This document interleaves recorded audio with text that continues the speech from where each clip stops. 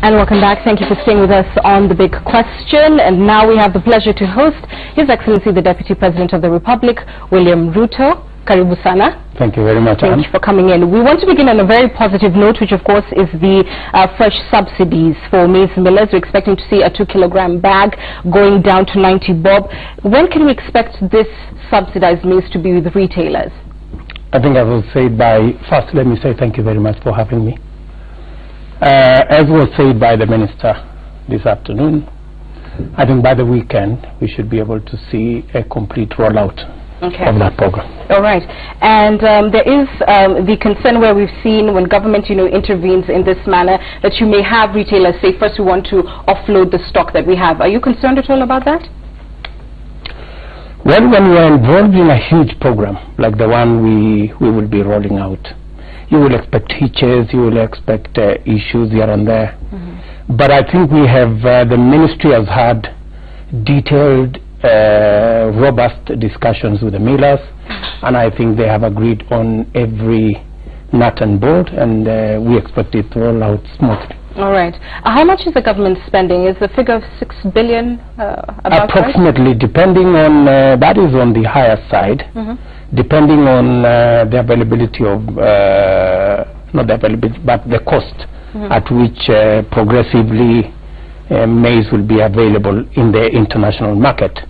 But the estimate from all the factors that have been put in is about 6 billion. All right. And of course there is that shortfall of maize in the market, which has necessitated the importation of this zero-rated maize flour. Given the consignment that has arrived, is that enough to plug the shortfall? Well, as you had the ministry explain, we expect that between now and September, we expect to purchase 5 million bags. What has come in is only 300,000.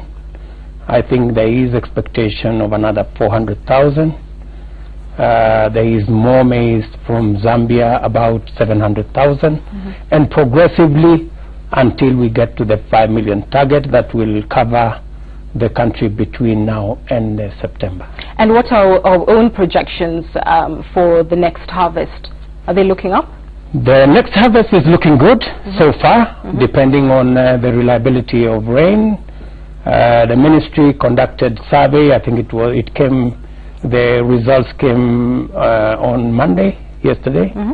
And the indications are that rain going the way it is going now, we should be able to get the harvest that will give us the chance to go into next year smoothly. All right. So you expect by next year the situation will have normalized? Well, we have a couple of interventions that maybe, and just for the record, in 2013, we had, our harvest was about 36 million. Because of the interventions we put in place, and I say this because I was Minister for Agriculture in 2008. Right. The price of fertilizer then was about 6,000 per pack, sorry. Because of the interventions that I initiated then as Minister for Agriculture, we started a subsidy program. Today, we enhanced that subsidy program, and today fertilizer is retailing at 1,800, margin from 6,000. And we have expanded that program not just to cover maize, but to cover wheat, to cover sugarcane, to cover tea, to cover coffee, because we believe that the problem will be solved if we tackle the challenges of production. Right. We need to produce more because prices are determined by the forces of demand and supply. The more supply we create, we satisfy the demand and the prices begin to come down. So our projection is that we must continue to, we've now registered farmers. We have now, for example, 5 million maize farmers, because we want to target the people we are subsidizing the fertilizer for. And last year, no, 2015, in the history of maize growing in Kenya was the highest ever recorded production of maize at 42.5 million bags. And that is as a result of the interventions put in place. We've met. Right. Let me also say that we had drought in 2008. We imported maize. We had drought in 2009. We had duty-free importation of maize. We had drought. We had intervention of importing maize in 2011. But for the record, since we took over in 2013, we have not imported any maize duty-free, because the satisfactory interventions that we made ensured that we produced enough. Right. This year, we ran into a problem because of the prolonged drought, and that is why we are initiating this intervention. And that's why we are here. But this drought was predicted last year, and it appears that to some extent the government was caught flat-footed on this particular situation, because we did not see these interventions, at least the budgetary ones that would bring in that zero-rated maize, etc., until there was, heightened public outcry over this issue. Well, to an extent, yes, because we expected drought. But we didn't expect, the projection was not that it would extend this far. The drought was predicted, but it was estimated that by March we would be in a rainy season. That's number one. Number two, the projection was, the extent in the region was not as it became. That is why usually whenever we have shortages, we have a supply of maize from our neighbors, that is from Uganda, from Tanzania. Unfortunately, this year we didn't have that supply because they too had shortages. And for the record, for the public to know, the challenge we have in Kenya of high food prices is not a national challenge. It is a regional challenge. We have the same problem in Uganda, we have the same problem in Tanzania, and that is why we are managing it the way we are managing it. But the good news is that with the intervention we have put in place, we should be able to sort out this problem. But progressively, the Jubilee government believes in production. And apart from the interventions that we have done in terms of subsidy, making sure that we have good quality seed, ensuring that we have support for farmers, our long-term intervention is to major in irrigation. We have some irrigation going on, but we are limited by the amount of water that we can get. And that is why we have rolled out a huge program to build 60 mega dams around the country over the next 3 years, so that we can be on the firm footing of close to 2 million acres of production under irrigation. Right, and let's talk about irrigation in the Galana-Kolalu project. You championed these schemes when you were the Minister for Agriculture, and so far we have estimates ranging to about 14 billion shillings in terms of what has been pumped into these two particular projects. Have we seen value for money? Not at the moment, but the interventions we have made in Gulalu, and maybe for the public to know, Gulalu is an ambitious project.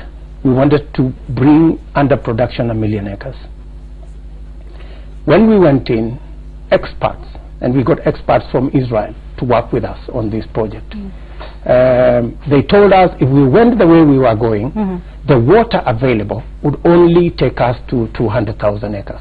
And if we laid the infrastructure now, we would only cover 200,000 acres. So what we decided, and their recommendation was, instead of proceeding the way we were, it was better first to do a mega dam. And that is why we have now the Galana mega dam, which will cost about between 40 and 50 billion shillings. That dam will therefore make water available all the year round to cover the 1 million acres. So we decided to slow down the project, and what we launched was the pilot 10,000, the first 10,000 pilot project. that would give us indications of what kind of crops, what kind of variety, what about dairy, right, what about sugar. We wanted to do a model farm where we can test everything that we can grow in the 1 million acres. That so far has succeeded.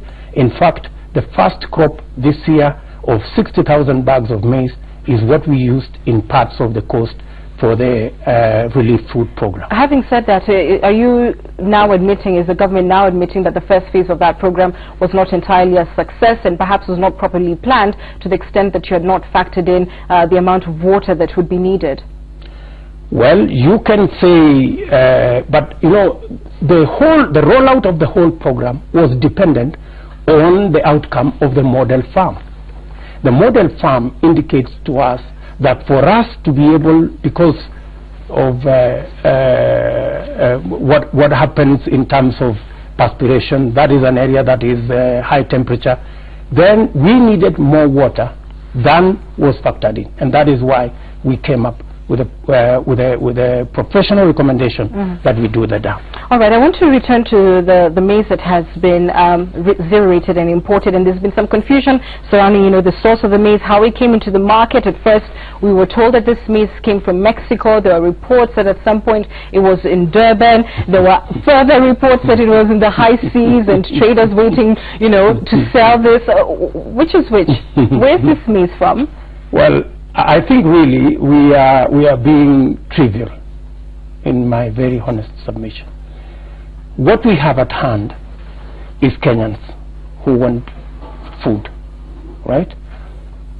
Our intervention as government is to get from wherever maize and supply to our millers so that Kenyans can have maize at affordable prices. This debate about whether the maize came from Mexico, whether the maize came from South Africa, what the government of Kenya is doing, we have the necessary infrastructure to ensure that whatever maize comes into this country is of the quality that is fit for human consumption. And that is the bottom line. As to whether it came from this town or that town or the other town, the information I have, and this is information that actually is in the public domain, and media people like yourselves can go and ask the importers, because these are people who are, they are not ghosts, they are around. They can be asked, oh, where did this maize come from? Because this is an accountability issue, and you said you do have the information, we'd appreciate some clarity, because there's also the prevailing concern that this is an artificial shortage that was created in order for certain maize traders to profit, I mean, at the expense of Kenyans. So I will ask again, sir, and hold you to an answer. Where exactly did this maize originate from, and how did it make its way to the market? I think that's a very unfair question, Anne. Why so? Because the importer is not the government of Kenya, right? I work for the government of Kenya. I run the government of Kenya. Private persons run the business of selling and buying maize, which I don't, right? And whoever imported this maize is available, right? It is documented. And the information that I have, which you need to verify, is that this maize came from Mexico. There was transshipment in South Africa, and it found its way to Kenya. But to be fair, what is important to the government of Kenya is that we have maize at a price that is negotiated. It is good for human consumption. It is available in Kenya. And you see, I find it very strange when our competitors say, why did the maize arrive too soon? I mean, really? Is that a question that somebody should be asking? When was it supposed to arrive? I thought we have a situation in Kenya that requires urgent attention. And from where I sit, I would look for the nearest person with the commodity that I am looking for to sort out the challenge that we have as a country. And basically that is what happened.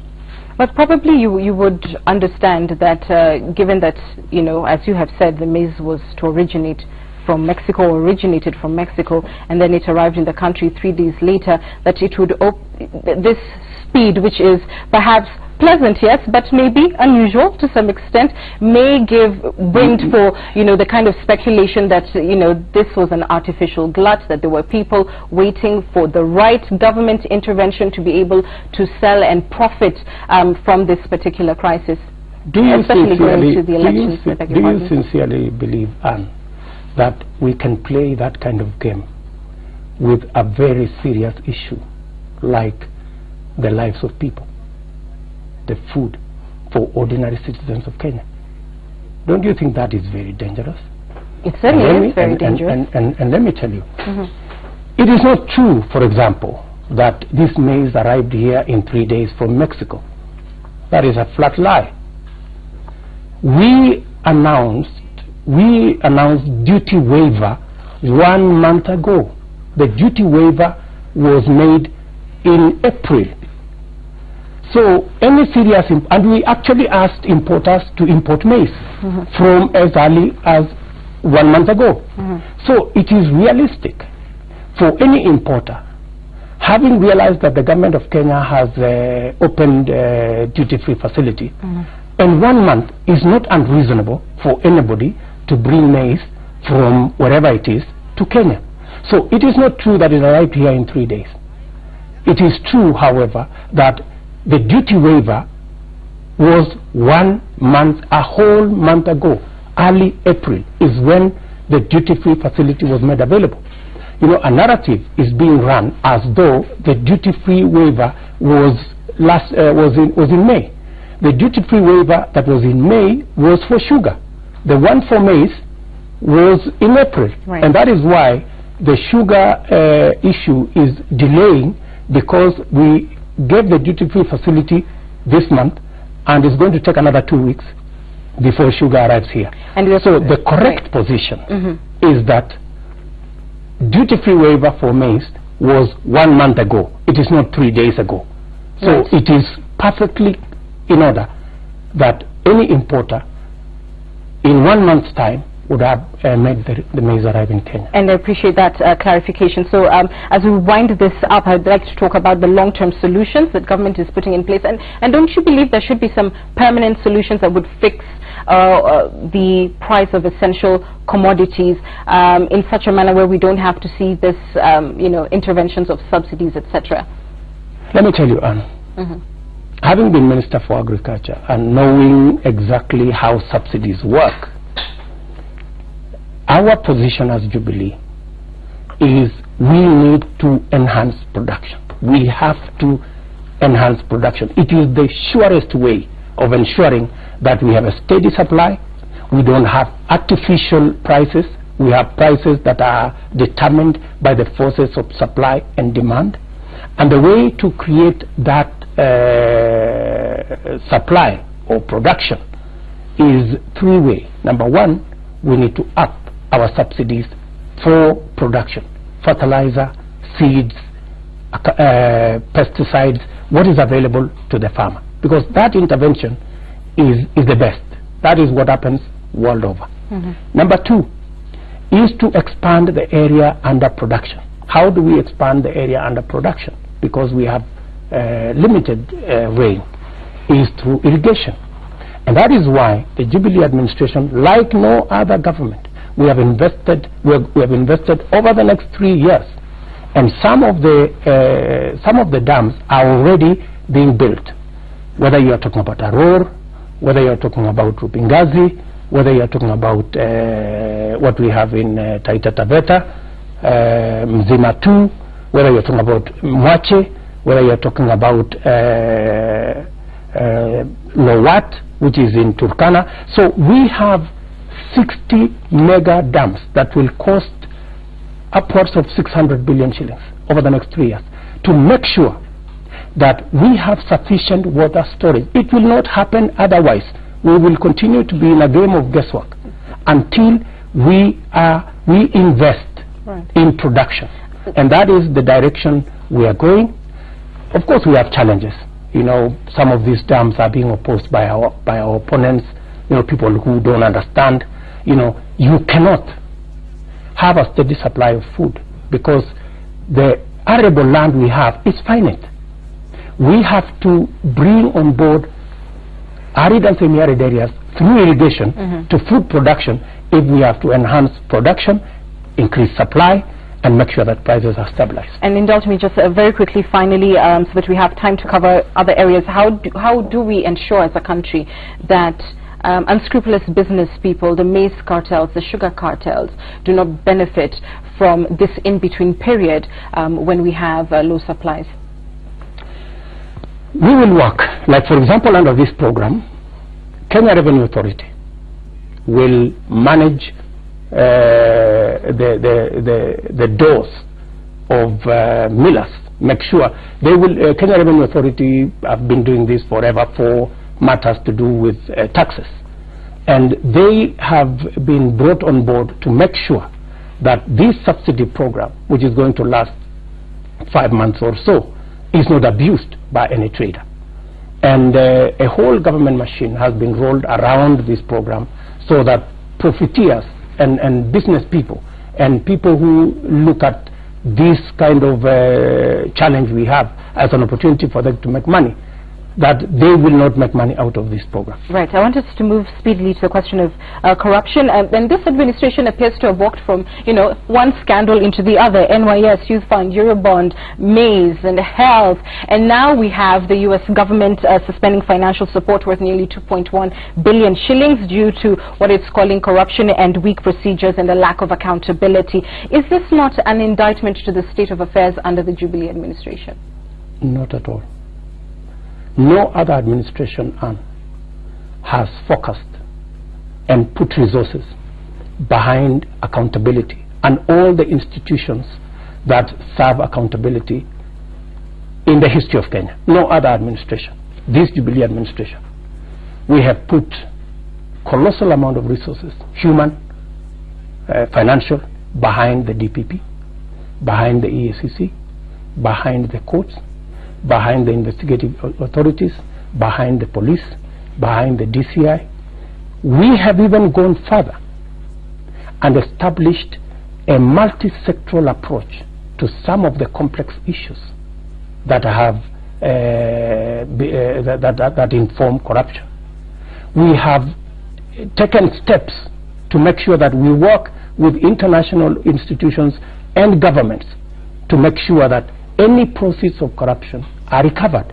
Under this administration, money has been recovered that has been stashed away by corrupt companies. Let me tell you, when you talk about the NYS, we have prosecuted people on the NYS theft.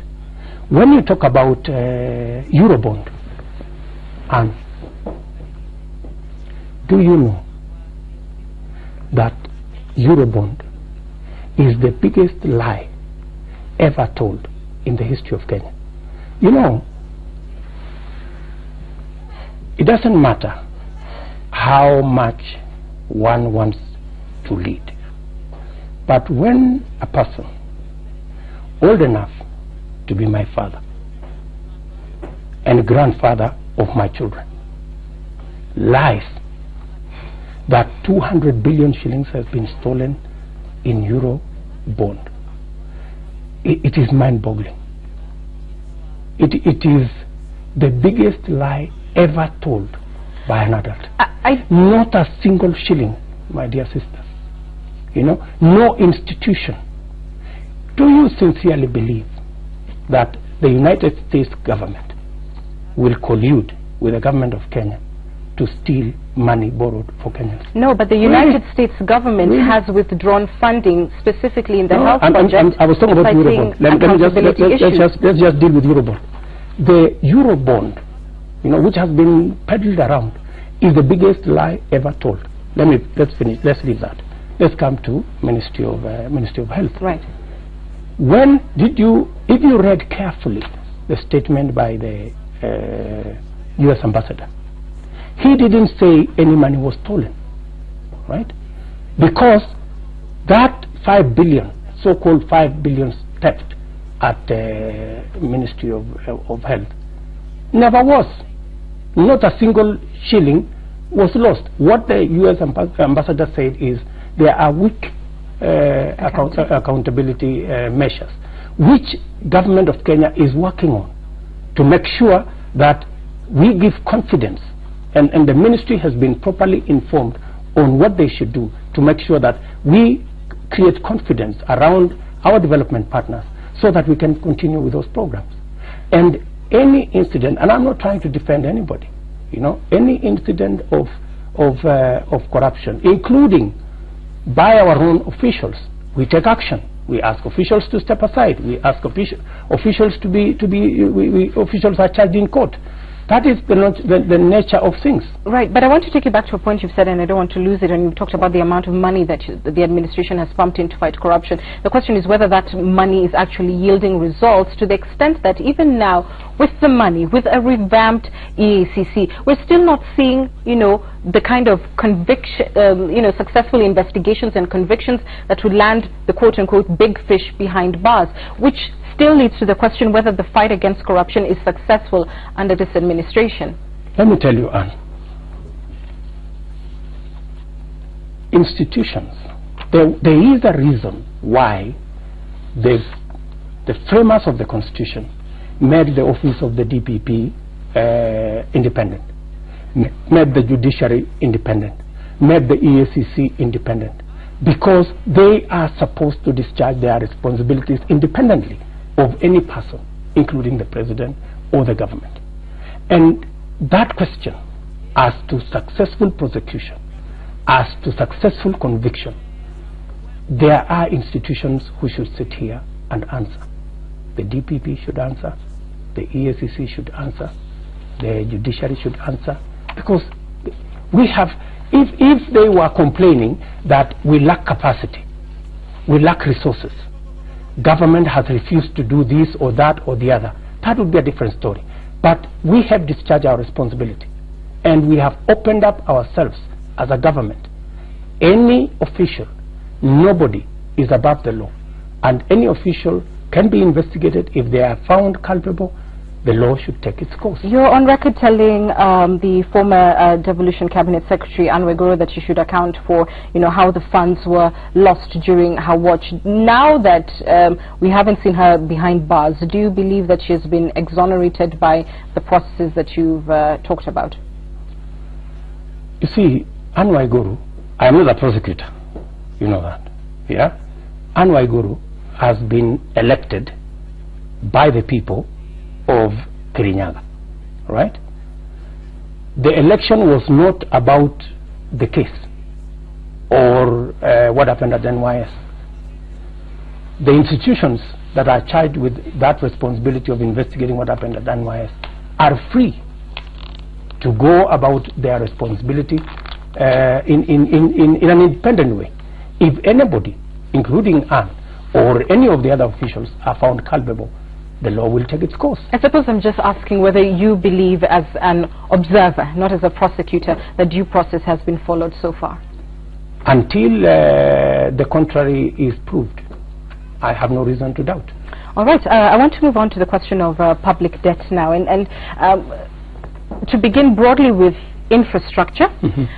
Which is one area where even your critics would admit that you have made some significant progress. But at the same time, there is concern that the borrowing to fund these infrastructure projects has not been judicious and is unsustainable. Can Kenya continue to borrow in the way that it has over the last 4 years? And let me tell you, when you talk about debt, you don't just walk to a place and collect money. There is a whole science around it. It just Treasury don't sign papers. There is a whole science behind it. Number one, we have done a historic debut. For the first time, Kenya has walked into the international financial market and borrowed money. It couldn't have done that before. Nobody would have lent money to Kenya unless they were accompanied by the IMF or the World Bank, right? Because of the record we built over time. financial institutions could lend directly to Kenya. And for the first time, we went for the Eurobond that is being circulated negatively. Right? When you borrow money, there are some factors that inform the borrowing. Number one, borrowing has to be measured against GDP. What is the ratio of your of debt as a percentage of GDP? When we came in, it was at 45, right? Today, it is close to 50. We have increased like 4.9 places. Yes, about 51%. Yeah, as we talk today, right? Now, the money we have borrowed, what have we done with the money we've borrowed? We built the standard gauge railway, right? We have expanded electricity to 6 million Kenyans today. We have borrowed money to enhance our referral facilities. We have today 92 referral facilities around the country. We have borrowed money to expand our road network. We have invested in infrastructure. And for your information, even our development partners agree with our borrowing, that we have borrowed to do the right things. In the past, money was borrowed to pay fictitious contracts, gold that did not exist in Goldenberg, or fraudulent fake contracts in Anglo leasing. That will not happen under the Jubilee administration. And while you have said your the development partners have agreed, I believe in April, the World Bank warned that the economy is at risk of turbulence because of the kind of borrowing this administration is doing. The IMF has urged you to lower the budget deficit and to keep debt at manageable levels. We've heard even local institutions raise their concern. Could all these be wrong about the borrowing that this administration is doing? Let me tell you, Anne, we are careful and we are sensitive about when, why, and for what we are borrowing, right? Our limit agreed between us and our development partners is for debt to reach a maximum of 60 as a percentage of GDP. We are not at 60, we are at 50. Countries like Ghana are at 74. Countries like Zambia are at 60. Countries like the United States are 120. Countries like Japan are at 200, right? We are nowhere near those figures. We are prudent in the way we borrow, and we borrow for specific reasons. Let me tell you, why would we borrow to build this infrastructure? The reason is simple. Two things.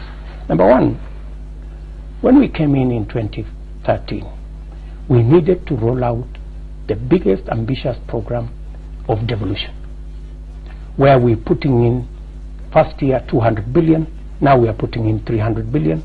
That was money other governments did not have to shoulder, but the Jubilee administration, being the administration that has been charged with the responsibility of implementing devolution, because we became the first government, we had to shoulder that responsibility.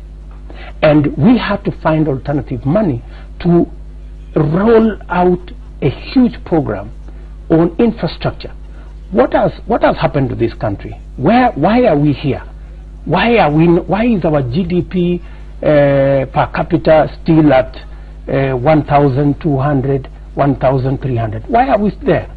Because of two things: small thinking and short-term planning. That is what has made this country not to grow, because nobody thought that we need to invest heavily in infrastructure. How are you going to develop a country if you don't invest in infrastructure? How are you going to develop the country if you don't invest in energy generation? How are you going to develop the country if you don't invest in water harvesting? So we decided, because nothing big ever came from small thinking, we decided we are going to invest in the things that will change Kenya, not in 5 years, but will change Kenya in 10, 15, 20 years. And I don't think anybody questions the fact that these projects are necessary, but they certainly do question the cost of the projects, and whether these are the right priorities to invest in at a time when we're still struggling with the basics? Let me tell you, it's the right time for two reasons. Number one, when we went to the international financial market, we found very reasonable priced money between 5 and 6%. Kenya would have been asked 5 years ago to pay between 12 and 15%. We paid between 5 and 6%. Yeah, this is the right time to invest when you can find money that is reasonably priced in infrastructure. And for your information, if we hadn't delayed in investing heavily in infrastructure, Kenya would be in a different place today. And let me tell you, that delayed investment, heavy lifting in infrastructure is what has delayed the takeoff of Kenya. And I want to tell you, the next 5 years are going to be very interesting, because we have laid now a firm foundation with roads, with the rail, with energy rolled out all over the country, with our education system changing the model, you know, and that's why we have brought in close to 150 technical training colleges in Kenya. You know, we're changing the country, and that is the transformation you need. The investment in security. Why were we having problems initially? Because some of our policemen, I can now say, quite a number of them could not even have basic guns. But today we have invested heavily in security to make sure that whatever investment we have in this country, whoever the investors want to come to this country, their investment is protected. Right. And I want to finish up quickly on this subject because of the broader economy, because the government has painted a fairly positive picture. It's not the double digit that were promised, but given the various conditions, some would say 5.8% is reasonable in terms of economic growth. But there appears to be a problem either in the distribution of this growth, or whether it is actually real to the extent that it's not felt by ordinary citizens, including, by the way, the private sector, where we've seen massive layoffs in several sectors: aviation, banking, media, retail, etc. Where exactly is this growth? Let me tell you, I've had this story. I don't know, Eveready closed down, Cadbury's closed down. Yes, Cadbury's closed down, and they closed down because of their own reorganization. They took their headquarters to Egypt. Yes, Eveready closed down. They had 300 employees. They had a managing director earning 4 million. Their business model failed. That's why they closed down. The reality is, Kenya,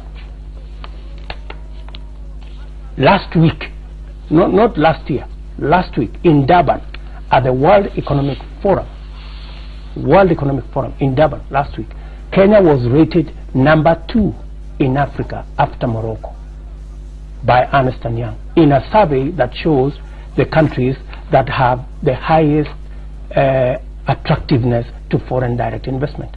We have tripled the amount of foreign direct investment to 190 billion that is coming to Kenya. Industries like GZI have invested 12 billion shillings on a cane manufacturing factory that employs 1,000 people. Pujo, VW are all relocating back to Kenya. An investor is putting $30 million for the manufacture industrial sugar, which has never, industrial sugar, we have imported industrial sugar from independence. For the first time, we are going to have a factory in Kisumu that will manufacture industrial sugar. We have investments from AVIC. They are putting $500 million, that is 50 billion shillings in Kenya, showing the confidence that the investing fraternity have in our country. The effects may take time, and the narrative is being weaved around by our competitors. Look, for example, we went and revived pan paper. Today it employs 500 people. The second line will be ready by next month. It will employ another 500 people. The third line and the fourth line will be done in a year. It will take it to 2,000. But what do you get from our competitors? They are asking us, why aren't we seeing smoke at pan paper? And you know, they are failing to understand that smoke is actually an indication of inefficiency. We have efficient mechanisms at the moment. Rivertex, for example, which was closed down, today employs 600 people. In another 3 years, we have $30 million investment with India. In another 2 years, it will be employing 5,000 people. And the whole industrialization agenda is coming back. That is where we are going to create the jobs. That is where we are going to turn the wheels of our economy. But Anne, it is not possible to turn the wheels of our economy if you don't have your infrastructure right, if you don't have your transport system right. The standard gauge railway will reduce the cost of transport by 70%. The roads we are building around the country, the energy we are generating and distributing around the country, the education system that we are investing in, the health we are investing in. So all these factors add up to changing and transforming the nation. But is your answer to my question, where we've seen significant downsizing across various sectors, is your response that these are failed business models? Forget the foreign direct investment, I'm talking about local businesses. You reported the other day, for example, that BBC is going to be investing, I don't know, 1 billion shillings in Kenya, right?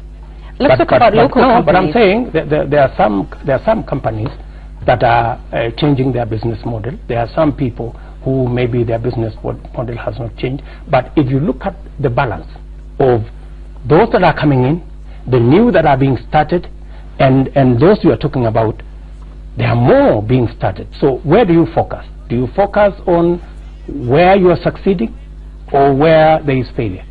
I mean, overall, we have more companies relocating to Kenya, doing business with Kenya, investing in Kenya, than those that are suffering what you say. All right, finally, on this subject, the government has been under pressure to review the interest rate capping law. Some say that it has, stifled the borrowing environment, etc., is slowing down economic growth. Is there any consideration from the administration that some sort of review may be necessary? We believe in free market as a broad principle. We also believe that our financial institutions have not been responsible in lending, right? And we believe that it is possible to do business even with interest rates as low as 10. We believe it is possible. So it is unjustified for anybody to tell us that at 14%, which is currently the rate, there is any serious institution that cannot do business. We don't believe so. Our position is that the financial institutions we have in Kenya should cut down on their fat. They should cut down on their expenses. They should change their business model. It is possible.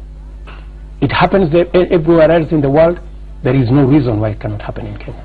But would you agree that the intervention so far has been counterproductive to the extent that we're not seeing more loans being offered to individuals, to businesses, etc.? Well, yes, there has been a slowdown, and partly because maybe there is some expectation that there will be change of policy. But I'm sorry, if that was what was being sought, that's not going to come anytime soon. It's not happening. All right. I want us to move on to the very exciting topic of politics, being an election year. Yes, I can see how happy you are about that. It's which politics? I thought we have been talking politics all along. Well, we'll try and talk about business a little bit, but it's been, it's 83 days to the next election. And how confident is Jubilee going into this polls, to the extent that now we have the opposition, perhaps for the first time, completely coming under one banner to form a formidable challenge to yourself? Well, it was our desire all along that we elevate the politics of our country from being politics of this community versus that community, this region versus that region, to politics about issues. And the first step that we did as Jubilee was to get all the political parties that supported us into one party called Jubilee. The other side, of course, realized that they had no choice. Initially, they tried to tell us that we were doing something fatal, we were not serious, but they realized that we were serious. And that is why they have been forced to come together. And hopefully, when they are coming together, they can now leave the politics of ethnicity and work with us on the politics of issues. Can you beat a united opposition? In the morning. These are the same people we beat in 2013. Let me tell you, Anne. If you combine, you're saying now combined opposition, if you combine the votes CORD then, and ANC or UDF then got, Jubilee would comfortably still get 50+1. Yeah? Even going by the numbers the way they were in 2013. But you know, the landscape has changed tremendously. Today, Jubilee will get more votes in the coast than it did in 2013. Fact. Today, Jubilee will get more votes in the Kisii region than we got in 2013. Fact. Today, Jubilee will get more votes in coast than we did in 2013, and in eastern than we did in 2013. So the result can only be that the margin is going to be different. But they have their alternative facts, which is the opposition will now get more votes than they did in 2013 in areas like Meru, Nakuru, the Rift Valley, Pokot, Marquette, Keio, the Ma areas. In fact, their assertion is that they have raided more of your strongholds than the reverse. And now there's a very big issue of Isaac Ruto, who has left Jubilee, gone to NASA, and is promising in the region of, I believe, 1.8, is it? 1.2 million votes, particularly from the South Rift. Are you in trouble? Isaac Ruto is running away from a humiliating defeat in the governor's seat from a lady. That is the reality. Is it more humiliating that it's a lady? No, it's humiliating. I think, according to him, a humiliating defeat in the coming election. And let me tell you, Anne, you know, if I were to advise our competitors, and of course I will not, the first thing they have done is to create a lie and believe it. And they have done the worst thing to believe it. The lie they have created is that they won in 2013. You know, it's tragic. They have gone to create that Jubilee had an extra 2 million votes, I don't know from where. Right? In 2013, Raila Odinga was the Prime Minister. Kalonzo Musyoka was the Vice President. They are the people who appointed the IEBC then. They are the people who appointed the judiciary then. Right? With all those institutions in their favor, they did not win in 2013. Right? But you see, if you have to be realistic about your situation if you have to do something about it. But you see, if you create a lie and then do the fatal thing and believe it, that they won in 2013, they will be in for a very rude shock. So when they say they're 10 million strong, this is just stories. How you know, strong? If they have lost numbers in the coast, they have lost numbers in Kisii, they are losing numbers in Ukambani, they have lost numbers in Western. If you are in a game of minus, how does it become more? But it isn't minus, Your Excellency. It's not magic. They're talking about raiding your own strongholds, and I've read out the regions to you that they're saying now are swing areas, Meru, Tharaka-Nithi, if you were to be specific, Nakuru, the Rift Valley, and all these other areas. It hasn't certainly just been minus on their end, has it? Let me tell you. The discussion we should be having is how big is the margin with which we will defeat them. That's what they should be. Okay, give us a number. What are your estimations? What's your calculation? 70+1. Oh dear. Okay, I want to leave that there and go to a more substantive issue, which is the fact that Jubilee has intimated that it is opposed to the announcing of the presidential results at their constituency level. There's a case right now also by IEBC with a similar contention. Why is that? Well, why do you believe that this result should be announced at a national level, the presidential? Our plain reading of the Constitution, as is now, is that the returning officer is the chairman of the IEBC for presidential elections. And we have absolutely no problem with any interpretation of that fact. If the court settles and says it should be this way or that way, we will agree with what the court decides. Okay, so what do you make of the opposition threat to boycott elections? Either way. Should this be changed? Civilized nations are run on the basis of constitutionalism, the rule of law. Democratic people submit to institutions set up by the Constitution, be they the courts or any other institution. Threats, blackmail, intimidation are the tools of trade for despots, dictators, and terrorists.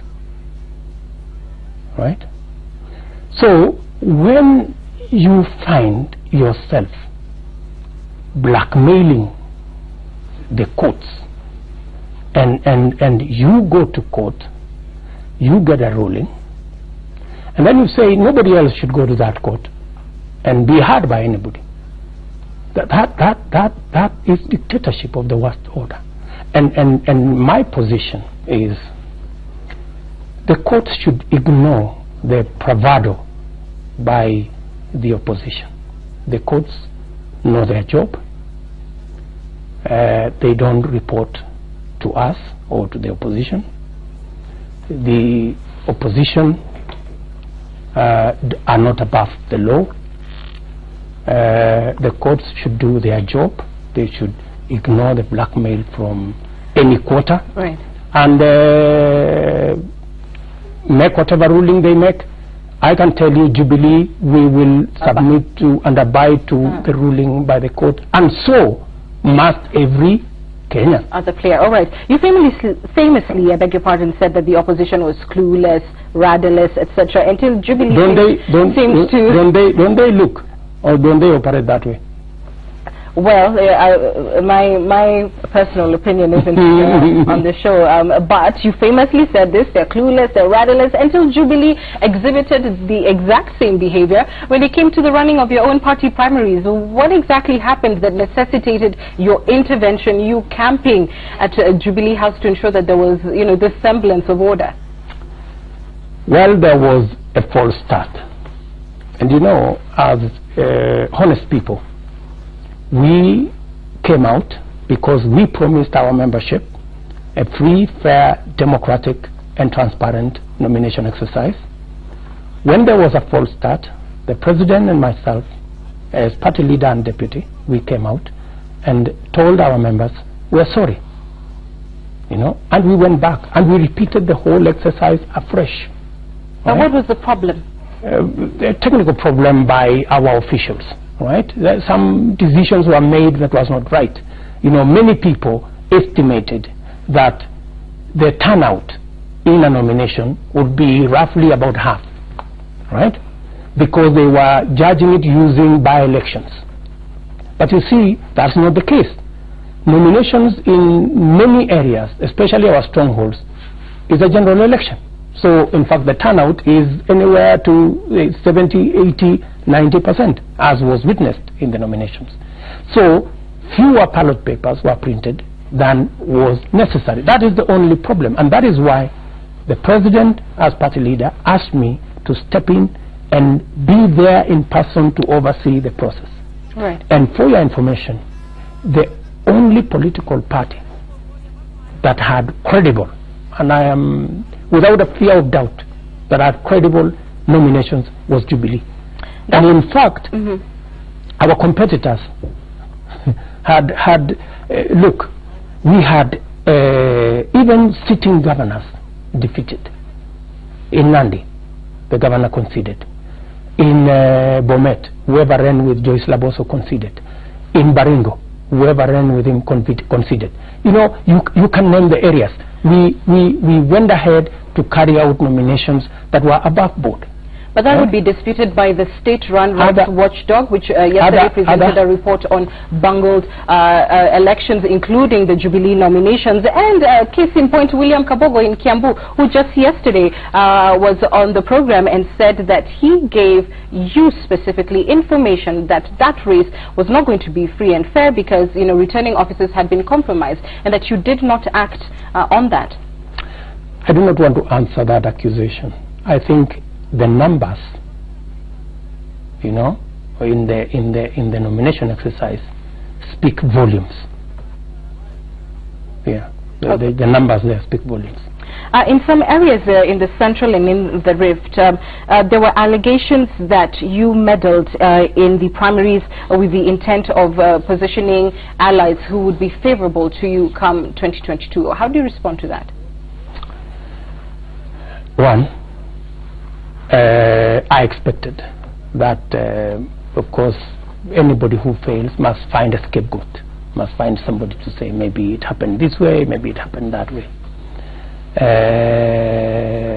If I had anything to do with some of these nominations, somebody like Emmanuel Talam, whom you know, he works in my office, right. He went and ran, he flopped, right? If I was in the business of meddling, for sure, wouldn't I have tried to help Talam? Surely, character who works in my office, or some of the known friends of mine who were defeated. And my history, if you ask those people who have worked with me, my political journey, they will tell you I never, ever interfere with nomination. Could that be why they were defeated? The allegations, the association that they had your backing? Well, sometimes it works in the opposite in politics. You know, people respect you, but they don't expect you to go and impose people on them. And you know, it depends on who drives what narrative, this way, that way. You know, politics is a game of stories. It could be anything. Okay. But the contest that we have, Anne, is 2017. I don't know why there is obsession about 2022 by people. You have famously said yourself that 2017 is a done deal, that the real battle is 2022. But it's done deal until we vote. Okay, we'll return to that later. You know, I want to go to the question of independence, and you know, particularly in central Kenya, where we saw a lot of, you know, heavy casualties from the primary process. We've had these losers come together and coalesce as independents. What is the Jubilee Party position on such candidates? Will you be treating them like the opposition proper? Independent candidates are independent candidates. We have, as a party, our own Jubilee members, whom we share a platform, we share a philosophy, we share a manifesto, and who we will expect them to work with us in ensuring that the manifesto we are going to put before the people of Kenya is implemented. Those will be our soldiers.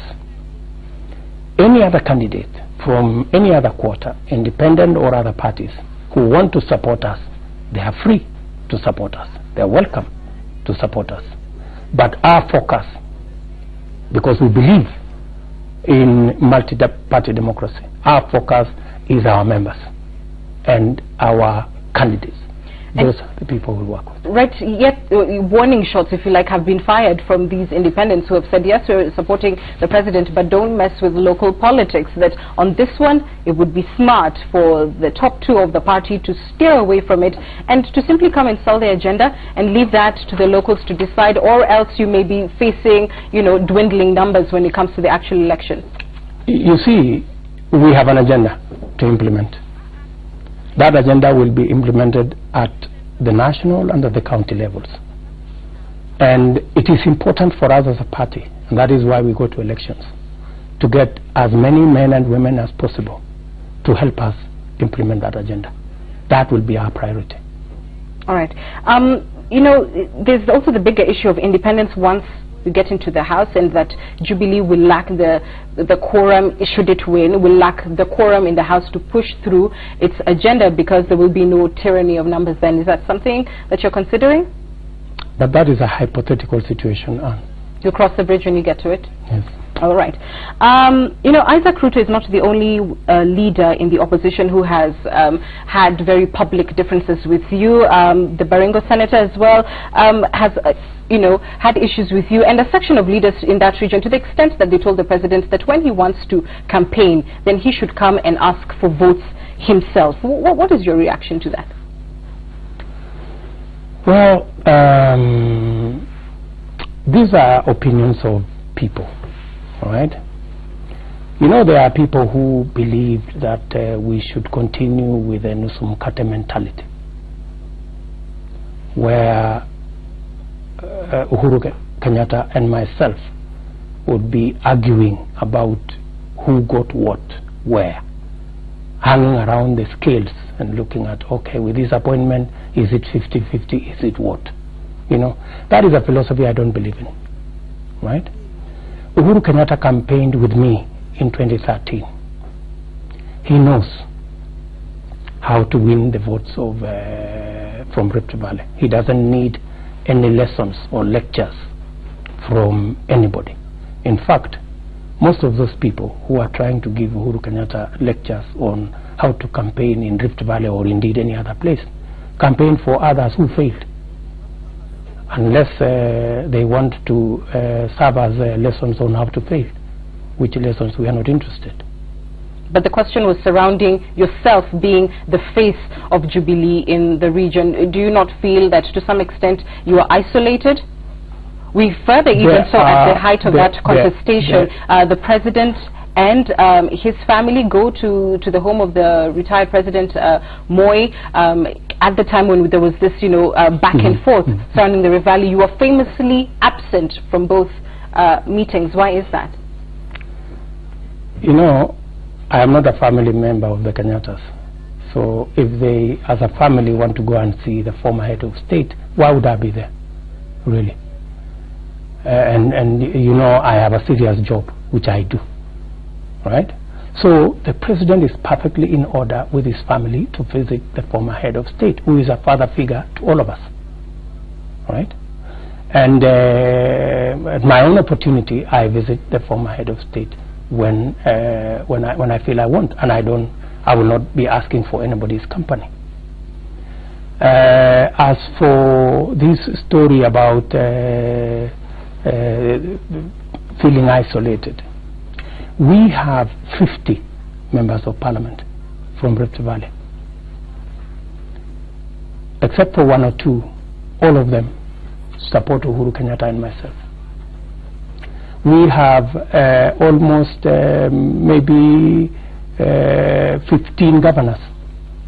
Apart from Isaac Ruto, the rest support Uhuru Kenyatta and myself.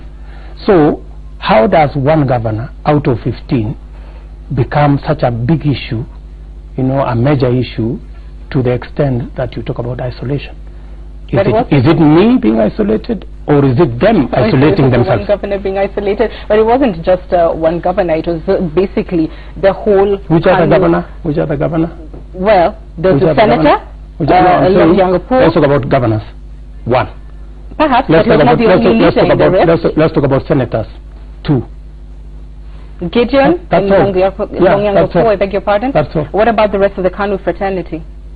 The KANU fraternity are... I mean, there are leaders in KANU who vehemently... All the 5 MPs who are in KANU came to Jubilee with me, all of them. Nothing to scare you? All the 5 MPs in KANU, Ellen Sambili, Ketero of Belgut, all of them, Lemoroto from West Pokot, they all came to Jubilee. So who lost where? Certainly not you is what you're saying. Okay, you're on the record, as I mentioned earlier, saying 2022 is the battle, and there have been questions as to whether central Kenya owes a kind of political debt, if you like, to yourself in 2022. Are you confident of the support of the region come the next election? Come the 22 election, I should say? I will look for votes when that time comes in every part of Kenya. That is what Jubilee believes in. Right? That's what Jubilee believes in.